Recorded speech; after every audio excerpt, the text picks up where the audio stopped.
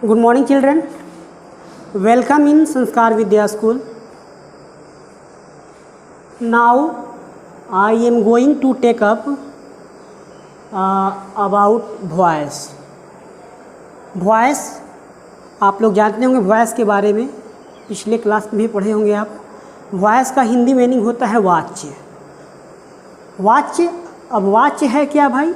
Voice है क्या? अब वॉइस के बारे में जानेंगे कि व्हाट इज वॉइस। तो चलिए हम वॉइस के बारे में बताते हैं आपको। The action of verb is done by subject और ऑब्जेक्ट इज कॉल्ड वॉइस। जब क्रिया का कार्य कर्ता और अभिकर्ता द्वारा होता है तो उसे हम वॉइस कहते हैं। कर्ता और अभिकर्ता, डैट मीन्स यहाँ सब्जेक्ट और ऑब्जेक्ट को दर्शाया गया है। अब चलेंगे इसके बाद कि इसके काइंड्स के बारे में कि how many kinds of voice, voice के कितने काइंड्स हैं। तो चलिए हम लोग देखते हैं।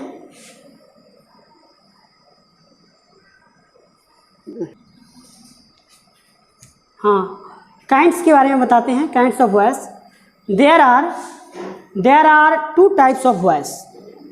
वॉइस जनरली जो है दो टाइप्स होते हैं वॉइस के। फर्स्ट इज एक्टिव वॉइस, जिसका हिंदी मीनिंग होता है कर्तृवाच्य, जिसे एवी के द्वारा डिनोट किया जाता है। AV that means active voice. And second kinds is passive voice, जिसका हिंदी मीनिंग होता है कर्मवाच्य, जिसे हम पीवी के द्वारा डिनोट करते हैं।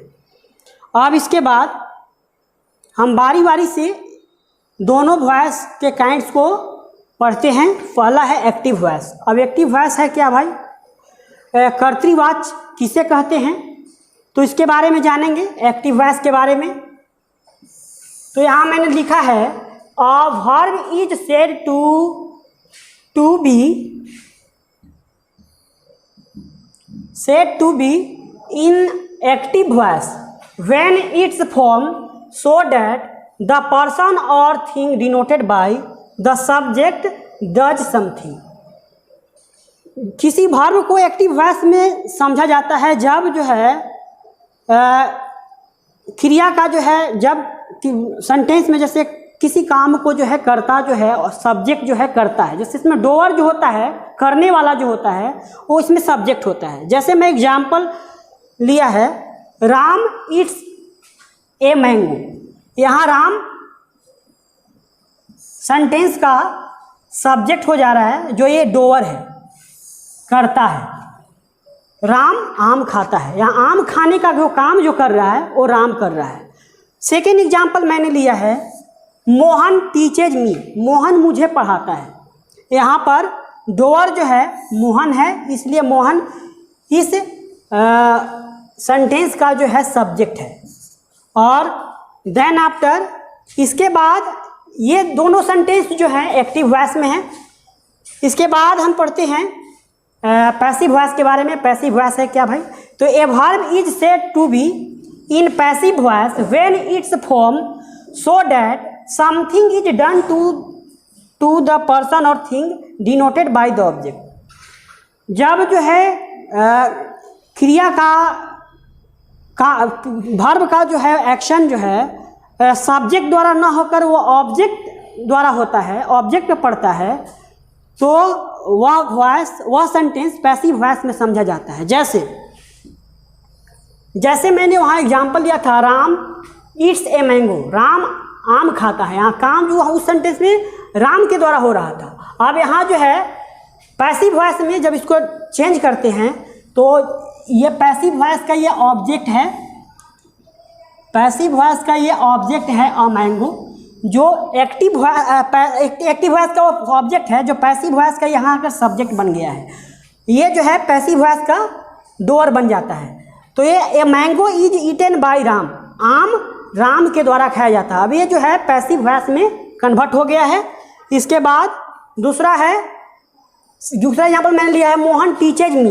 इसको जब कन्वर्ट करते हैं तो यहाँ पर जो है ऑब्जेक्ट के रूप में मी आया है, जो एक ऑब्जेक्टिव केस में है, ऑब्जेक्टिव केस में है, तो इसका नॉमिनेटिव केस बनाएंगे तो आई हो जाएगा, वो आई हो गया। उसके बाद हेल्पिंग वर्ब देते हैं आई के अनुसार, और यहाँ एम आ गया। उसके बाद V3 बना दिए वर्ब का, टीच का टॉट बाय मोहन, यानी मैं मोहन के द्वारा पढ़ाया जाता हूँ। ये पैसिव वॉइस में ये कन्वर्ट हो गए।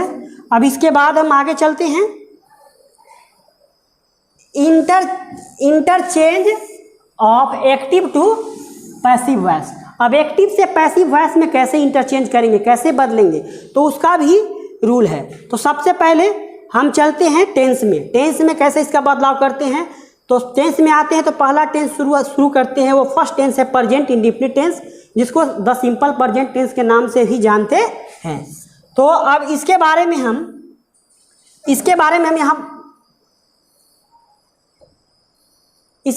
हम पढ़ेंगे। पहले अफर्मेटिव सेंटेंस, तो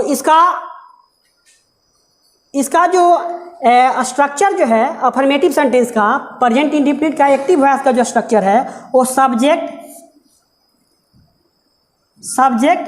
और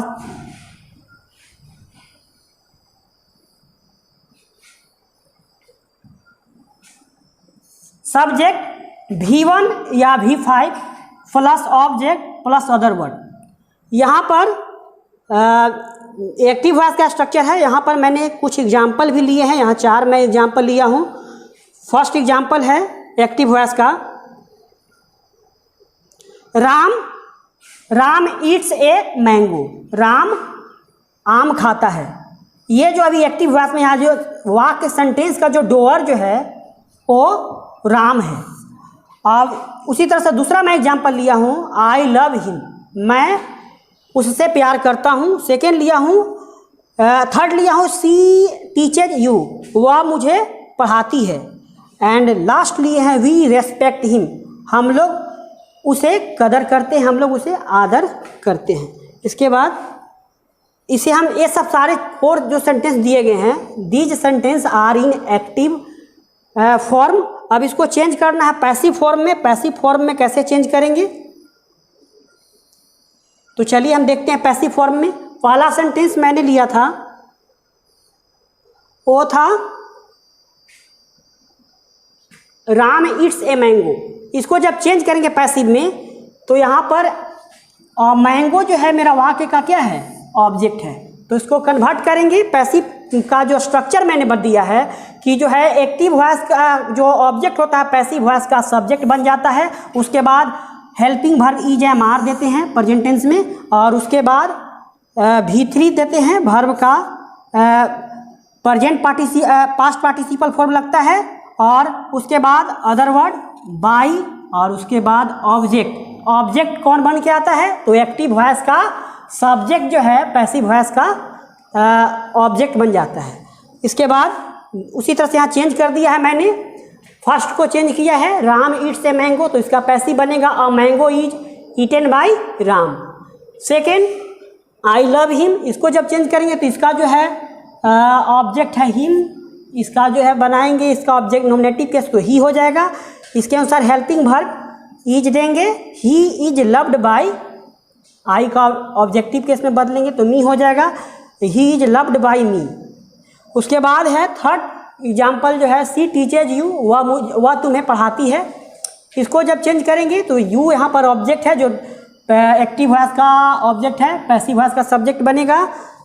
यहाँ यू आर और टीच का पास्ट पार्टिसिपल फॉर्म होगा taught by her. And last example मैंने दिया है, वी रेस्पेक्ट हिम, यहाँ हिम जो है एक्टिव वॉइस का ऑब्जेक्ट है, जो पैसिव वॉइस का सब्जेक्ट बनेगा ये ही हो जाएगा, he is respected by us, ETC। इसके बाद नीचे मैंने कुछ जो है आप लोग को होमवर्क के लिए जो है मैंने दिया है, जो आप घर पे बनाएंगे। ये नीचे दिए गए सेंटेंस, ये 5 सेंटेंस दिए गए हैं। फर्स्ट है, Mohan eats a mango, we eat a mango. Third दिए हैं, आई लव यू। एंड 4 दिए हैं, she helps me. And last है, मोहन बीट्स सोहन। ये 5 सेंटेंस आपको घर पे बनाना है। And that's all. My flowing video will be concept of English grammar. I hope you are clear. If you have any doubt related to voice, please ask me.